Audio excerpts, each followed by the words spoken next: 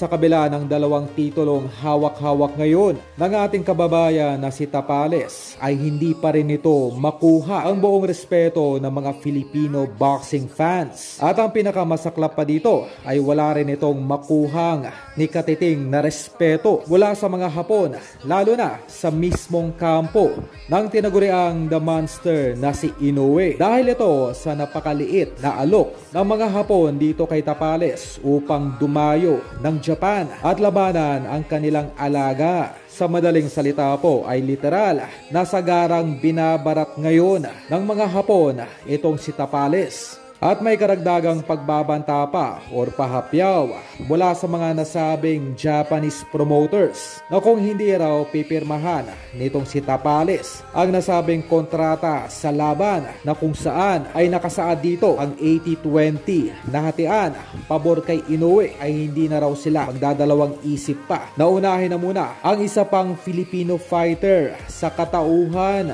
ni Casimero. Para po sa kaalaman ng lahat, ang pinakamadaling laban na maaring may kasaagad para kay Inoue ay walang iba kundi ang laban kontra kay Alas. Ito ay dahil na rin na parehong mga Hapon ang tumatayong mga promoters nila Inoue at Casimero. Ganun pa man, ito ay maaring isang reverse psychology lamang na ginagawa ngayon ng kampo ni Inoue dito kay Tapales upang mapilitan ang pobreng Pinoy na kagatin or tanggapin na lamang ang kakarampot na alok or guaranteed purse na ibibigay dito ng mga Hapon.